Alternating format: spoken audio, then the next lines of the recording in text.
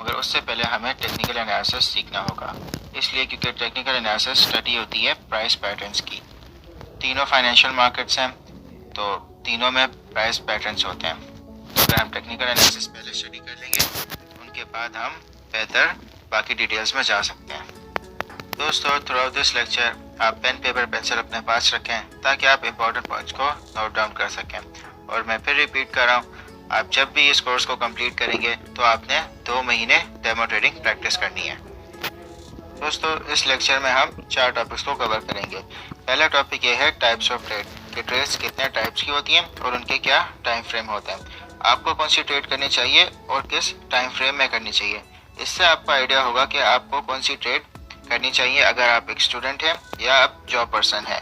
मैं सबके लिए बताऊंगा कि आपको किस टाइप की ट्रेड करनी चाहिए। दूसरे टॉपिक में हम टाइप्स ऑफ मार्केट और मार्केट साइकिल पे बात करेंगे कि मार्केट साइकिल्स कैसी होती हैं, जो कि हम चार्ट्स पे देखेंगे। मार्केट के जो ट्रेंड्स होते हैं वो किस टाइप के होते हैं, मार्केट में क्या क्या ट्रेंड आते हैं, किस तरीके से उन्हें पता करना है, ये सारी चीज़ें हम चार्ट्स पे देखेंगे। दोस्तों, थर्ड टॉपिक में हम डॉलर कॉस्ट एवरेजिंग पे बात करेंगे कि डॉलर कॉस्ट एवरेजिंग क्या होती है, किस तरह होती है और आपने इसको कब कब यूज़ करना है। आखिरी टॉपिक जो होगा सबसे इम्पोर्टेंट, पोर्टफोलियो मैनेजमेंट। इसका मतलब ये है कि जो आपके पास आपके फंड्स हैं उसको कैसे मैनेज करना है और आपने जब ट्रेड्स लेनी है तो क्या रिस्क टू रिवॉर्ड रेशियो होगा और आपके जो फंड्स हैं उसको आपने किस तरह उनको अकाउंट्स में डिवाइड करना है। दोस्तों, हमारा सबसे पहला टॉपिक टाइप्स ऑफ ट्रेड। जैसा कि आप देख सकते हैं मैंने ये 4 फोटोज़ बनाई हुई हैं ताकि आपके लिए आसानी हो समझने में। आप इन फोटोज़ को as it is note down कर सकते हैं। तो दोस्तों, सबसे पहले है इंट्राडे, तो इसके बाद है स्विंग, तीसरी है स्कैल्पिंग और लास्ट है लॉन्ग टर्म। ये चारों टाइप्स ऑफ ट्रेड हैं। दोस्तों, कि जैसे आपने नोट किया होगा कि मैंने इन सारे बॉक्सेस में टाइम भी लिखा हुआ है कि जैसे इंट्राडे ट्रेडिंग है तो उसका टाइम फ्रेम है 15 मिनट, 30 मिनट, 45 मिनट्स। आपने इस टाइम फ्रेम पे चार्ट को देखना है। और जैसे कि स्विंग ट्रेडिंग है उसमें जो टाइम फ्रेम है वो 1 घंटे का, 2 घंटे का, 4 घंटे का, 6 घंटे का और 12 घंटे का। तीसरा जो टाइप ऑफ ट्रेड है स्कैल्पिंग, उसमें आप 1 मिनट, 3 मिनट और 5 मिनट का चार्ट आप देखोगे। और आखिरी का जो ट्रेड है लॉन्ग टर्म, उसमें आप डे चार्ट देखोगे, 3 डे चार्ट भी देखोगे और मंथली चार्ट देखोगे और आप वीकली चार्ट भी देख सकते हो। दोस्तों, अब हमने डिसाइड करना है कि हमने कौन सी किस टाइप की ट्रेडिंग करनी है। तो पहले हम ये पता करेंगे कि इनका मतलब क्या है एक एक ट्रेड का। इंट्राडे ट्रेडिंग का मतलब ये है कि आपने जितनी भी ट्रेड्स ली पूरे एक दिन में और उसे उसी दिन ही आपने उनको क्लोज कर दिया, तो इसको कहते हैं इंट्राडे ट्रेडिंग। स्विंग ट्रेडिंग को कहते हैं कि आपने कोई भी ट्रेड जो आपकी एक दिन से ज़्यादा है उसको कहते हैं स्विंग ट्रेडिंग। जैसे आज मैंने बिटकॉइन खरीदा और उसे परसों सेल कर दिया, तो इसको कहते हैं स्विंग ट्रेडिंग। स्विंग ट्रेडिंग आप 1 हफ्ते तक भी कर सकते हो, 1 महीने भी कर सकते हो और 3 महीने भी कर सकते हो, ये आपके ऊपर है, मगर आप इसको 3 महीने से कम ही रखें। अब स्कैल्पिंग जैसे मैंने कोई भी चीज़ खरीदी $1 की, उसको मैंने 1.01 पे सेल कर दिया, छोटा सा मैंने प्रॉफिट बना दिया। स्कैल्पिंग आप 5 मिनट में भी कर सकते हो, 10 मिनट भी कर सकते हो, प्रोवाइडेड कि आपने उसको जल्दी क्लोज करना है। अच्छा, लॉन्ग टर्म में ये है कि आपने कोई भी चीज़ खरीदी जो 3 महीने से ज़्यादा है, 3 महीने, 6 महीने, 1 साल, 2 साल, 3 साल, उसमें आप बहुत ज़्यादा प्रॉफिट बना सकते हो, तो इसको कहते हैं लॉन्ग टर्म ट्रेडिंग। तो दोस्तों, अब डिसाइड करते हैं कि आपको कौन सी ट्रेड करनी है। अगर आप फुल टाइम ट्रेडिंग को दे सकते हो तो आप इंट्राडे और स्विंग करो, लेकिन अगर आप बिगिनर हो तो आप स्विंग से स्टार्ट करो, क्योंकि जब आप प्रॉफिटेबल हो जाओगे तो आपके लिए इंट्राडे बहुत ही आसान होगा। अगर आप एक स्टूडेंट हो, आपको स्कूल या कॉलेज जाना है और उसके बाद आप ट्रेडिंग को टाइम दे सकते हो, तो आप स्विंग पे ज़्यादा फोकस करो और लॉन्ग टर्म पे। लॉन्ग टर्म एक तरीके से आपकी इन्वेस्टमेंट है जो आपके फंड को काफ़ी बढ़ाएगा। अगर आप जॉब करते हो तो आप स्विंग को प्रेफर करो। इंट्राडे और स्कैल्पिंग इसलिए नहीं क्योंकि उसमें आपको बहुत ज़्यादा अवेलेबल होना चाहिए। दोस्तों, हम अब ट्रेड्स पे बात करते हैं। ट्रेंड का मतलब ये है डायरेक्शन। मार्केट में 3 टाइप के ट्रेंड होते हैं।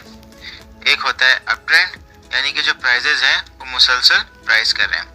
आपको चार्ट में इसका प्रैक्टिकल एप्लीकेशन इस तरह नजर आएगा, क्योंकि हमेशा मार्केट में बाइंग और सेलिंग हो रही होती है, मगर जो आपको एक जनरल सा एक व्यू मिलेगा कि जो प्राइस है वो मुसलसल ओवर टाइम बढ़ रही है। जैसे जो प्राइस थी वो $5 पे थी और इस अप ट्रेंड में प्राइस पहुंच गई आपकी $50। तो ये एकदम से शूट अप नहीं होगी, एक ओवर टाइम ये प्राइस बढ़ेगी $50 पे और वो आपको फेजेस में नजर आएगा कि एक बहुत ज़्यादा बाइंग होगी यहाँ पे जिससे प्राइस शूट अप करेगी, फिर कुछ प्रॉफिट टेकिंग होगी, फिर ज़्यादा बाइंग होगी, फिर प्रॉफिट टेकिंग होगी। तो इस तरह एक अप ट्रेंड बनता है। दोस्तों जो दूसरा ट्रेंड है उसको कहते हैं डाउन ट्रेंड, यानी जो प्राइस है वो मुसलसल आपकी गिरेगी और वो आपको इस तरह नजर आएगा कि जो प्राइस आपकी $50 पे थी वो 40 पे आ गई, फिर वापस 43 पे आई, फिर 40 से सीधा 35 पे गिर गई, फिर 38 आ गई और फिर सीधा आपकी $30 पे गिर गई। इसको कहते हैं कि प्राइस एक डाउन ट्रेंड में आ रहा है। मुसलसल एक फेज है जिसमें प्राइस गिर रहा है क्योंकि बहुत ज़्यादा प्रॉफिट टेकिंग हो रही है और या फिर लोग जो है वो अपनी पैनिक सेलिंग की वजह से लॉसेस रियलाइज कर रहे हैं। और दोस्तों जो तीसरा ट्रेंड होता है उसको कहते हैं हम साइडवेज, यानी जो प्राइस है वो एक ही पैटर्न्स बना रही है। आपको उसका प्रैक्टिकल एप्लीकेशन इस तरह नजर आएगा कि प्राइस बढ़ी और फिर गिरी और फिर वापस बढ़ी, सेम प्राइस पे आ गई और फिर उसी प्राइस पे वापस गिर गई, फिर से ये तीसरी बार भी रिपीट हुआ और वापस उसी प्राइस पे गिर गई।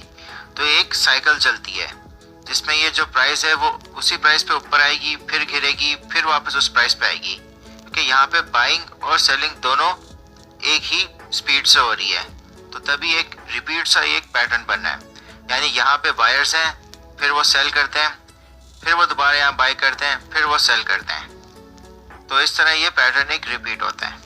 तो दोस्तों अगर मैं आपको तीनों ट्रेंड्स टेस्ला के चार्ट में एक्सप्लेन करूं तो आप यहाँ देखिए कि यहाँ पे एक अप ट्रेंड हुआ है कि प्राइस मुसलसल बढ़ी है, और अगर आपको डाउन ट्रेंड देखना है तो आप यहाँ देखें कि यहाँ से मुसलसल प्राइस काफ़ी टाइम के लिए गिरी है। और अगर आपको साइडवेज मूवमेंट देखनी है तो आप यहाँ पे आप पैटर्न देख सकते हैं कि यहाँ पे सेम बाइंग और सेम सेलिंग और फिर वापस बाइंग फिर और सेलिंग। तो यहाँ पे एक रिपीट सी साइकिल बन रही है, तो इसको कहते हैं साइडवेज। यहाँ से आप एक अप ट्रेंड देख सकते हैं और यहाँ से आप एक डाउन ट्रेंड देख सकते हैं और यहाँ पे आपको एक साइडवेज पैटर्न नजर आएगा। जो ट्रेंड होता है वो तीनों एक साथ प्ले हो सकते हैं। जैसे कि अगर आप यहाँ देखें कि ये डाउन ट्रेंड में गया, फिर उसके बाद ये साइडवेज मूव हुआ, फिर ये वापस से डाउन ट्रेंड में आया, फिर यहाँ से इसने अप ट्रेंड बनाया, फिर वापस से इसने डाउन ट्रेंड बनाया और फिर इसने एक मेजर अप ट्रेंड बनाया, फिर इसने डाउन ट्रेंड बनाया और फिर ये साइडवेज हो गया, फिर से इसने अप ट्रेंड शुरू किया। तो ये तीनों रैंडमली एक साथ प्ले हो सकते हैं। अब हम बात करते हैं मार्केट साइकिल्स की। दो टाइप की मार्केट साइकिल्स होती हैं, बुल मार्केट या बेयर मार्केट। बुल मार्केट में जो प्राइसेस होती हैं वो काफ़ी लंबे अरसे तक ऊपर की तरफ जाती हैं और बेयर मार्केट में जो प्राइसेस होती हैं वो काफ़ी अरसे तक नीचे की तरफ जाती हैं। फाइनेंशियल मार्केट्स में दो टाइप के प्लेयर होते हैं, बुल्स और बेयर्स। बुल्स वो प्लेयर्स होते हैं जो मार्केट को ऊपर लेके जाते हैं, बेयर्स वो प्लेयर्स होते हैं जो मार्केट को नीचे लेके जाते हैं। इनके पास सबसे ज़्यादा पैसा होता है। मैंने आपको फॉर्मूला बताया था लास्ट लेक्चर में, price is equals to market cap upon circulating supply. जिसके पास सबसे ज़्यादा मार्केट कैप होगा वो किसी भी टाइप की मूवमेंट मार्केट में कर सकता है, चाहे वो ऊपर लेके जाए या नीचे लेके जाए। तो जो बाकी जो लोग होते हैं वो इन सबको ऑब्जर्व कर रहे होते हैं कि जैसे अभी बिटकॉइन का यहाँ पे बुल रन शुरू हुआ था तो इसमें टेस्ला ने भी इन्वेस्ट किया था। तो उसकी वजह से जो लोग बहुत सारे जिनको क्रिप्टो के बारे में बिल्कुल भी नहीं पता था उन्होंने भी इन्वेस्टमेंट शुरू कर दी थी, क्योंकि एक बहुत बड़ी कंपनी ने इन्वेस्टमेंट शुरू कर दी थी बिटकॉइन में। तो इससे एक सेंटिमेंट बना। इसी तरह बेयर मार्केट में भी एक सेंटिमेंट होता है कि जो मेजर प्लेयर्स होते हैं वो प्रॉफिट टेक कर लेते हैं, सेल कर देते हैं अपनी होल्डिंग्स। तो उससे क्या होता है कि मार्केट कैप का एक मेजर चंक कम हो जाता है, क्योंकि उससे बहुत सारे लोग पैनिक में आते हैं प्राइस को गिरते हुए, तो वो भी लॉस पे सेलिंग शुरू कर देते हैं। तो उसकी वजह से एक बेयर मार्केट शुरू हो जाती है। एक और इम्पॉर्टेंट बात यह है कि इन साइकिल्स में हमेशा आपको ट्रेंड्स नजर आएंगे। अप ट्रेंड भी नजर आएगा, डाउन ट्रेंड भी नजर आएगा, साइडवेज भी नजर आएगा। जैसे यहाँ पे बिटकॉइन अप ट्रेंड में गया, फिर थोड़ा सा डाउन ट्रेंड में आया, फिर दोबारा अप ट्रेंड में गया, फिर डाउन ट्रेंड में आया, फिर अप ट्रेंड और फिर साइडवेज मूव हुआ, फिर अप ट्रेंड गया और फिर डाउन ट्रेंड आ गया, फिर यहाँ पे साइडवेज मूव हुआ, फिर ये अप ट्रेंड में गया। तो इसी तरह ये रैंडमली इन ट्रेंड्स में आपको साइकिल नज़र आएगी। साइकिल में मगर आपको जो सेंटिमेंट बता रहा होगा वो आपको एक लॉन्ग टर्म पिक्चर बताएगा। अब आपने हमेशा फाइनेंशियल मार्केट्स में उस चीज़ पर नज़र रखनी है जहाँ पे लोगों ने सबसे ज़्यादा पैसा लगाया हुआ है। जैसे क्रिप्टो करेंसीज में सबसे ज़्यादा लोगों ने पैसा बिटकॉइन में लगाया हुआ है, तो बिटकॉइन एक मेजर प्लेयर है। अगर बिटकॉइन की कोई भी मूवमेंट होगी तो वही चीज़ आपको बाकी क्रिप्टो करेंसीज में नज़र आएगी।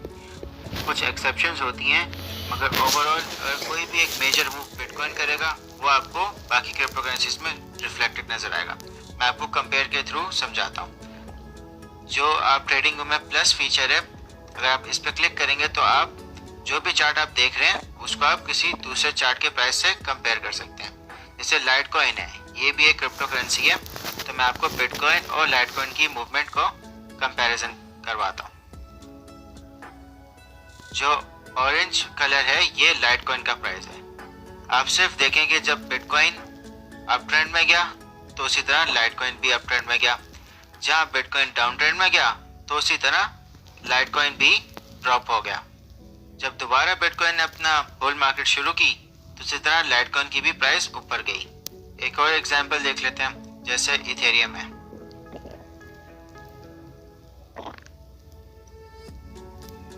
जो ब्लू कलर है वो इथेरियम है। जैसे बिटकॉइन जब अप ट्रेंड में आया तो इथेरियम भी अप ट्रेंड चला गया। जहाँ बिटकॉइन डाउन ट्रेंड में आया इसी तरह इथेरियम भी डाउन ट्रेंड में आ गया। जब दोबारा बिटकॉइन अप ट्रेंड में गया तो इसी तरह इथेरियम भी अप ट्रेंड में आ गया। तो बिटकॉइन की जो मूवमेंट है वो बाकी आपको करेंसीज में नजर आएगी। तो आपने केयरफुली हमेशा बिटकॉइन को ऑब्जर्व करना है। आई होप दोस्तों आप सबको ट्रेंड्स, टाइप ऑफ ट्रेंड्स और टाइप ऑफ मार्केट साइकिल्स दोनों क्लियर हो गई होगी। दोस्तों अब मैं आपको डॉलर कॉस्ट एवरेजिंग एक्सप्लेन करता हूँ। डॉलर कॉस्ट एवरेजिंग एक टेक्निक है जिससे आप अपनी इन्वेस्टमेंट को एवरेज आउट करते हो। एग्जाम्पल के तौर पे जैसे जो भी आप मंथली अर्न करते हो आप उसका 10% बिटकॉइन में इन्वेस्ट कर देते हो। ये टेक्निक इतनी इफेक्टिव है, इसको मैं आपको एक स्टोरी की तरह समझाता हूँ। आप और आपके दोस्त दोनों आप लोग बिटकॉइन में इन्वेस्ट करना चाहते हो। आप दोनों के पास $12,000 का फंड है। आपका दोस्त बोलता है कि मैं एक ही दफ़ा बिटकॉइन खरीद लूँगा, और आप कहते हो कि आप हर महीने $1,000 का बिटकॉइन खरीदोगे। दोनों का फंड साइज सेम है, सिर्फ स्ट्रैटेजी डिफरेंट है। आपका दोस्त एक ही दफ़ा खरीद लेगा और आप हर महीने $1,000 का खरीदोगे। तो जनवरी का टाइम है, बिटकॉइन का प्राइस 40,000 है, तो आपके दोस्त ने बिटकॉइन $40,000 का खरीद लिया और टोटल क्वांटिटी उसके पास 0.3 आ गई। आपने क्या किया, 40,000 का बिटकॉइन था, आपने $1,000 का बाय कर लिया। उसकी क्वांटिटी आपसे 10 टाइम्स ज़्यादा है और आपकी उसकी 10 टाइम्स कम है। फिर भी आपने नेक्स्ट मंथ आया, उस वक्त बिटकॉइन का प्राइस और ज़्यादा था, 45,000 पे था, आपने फिर $1,000 का खरीद लिया। फिर उससे नेक्स्ट मंथ आपने $1,000 का खरीद लिया और कंटिन्यूसली आपने 12 महीने $1,000 का खरीदते रहे, मगर आपने प्राइस को नहीं देखा।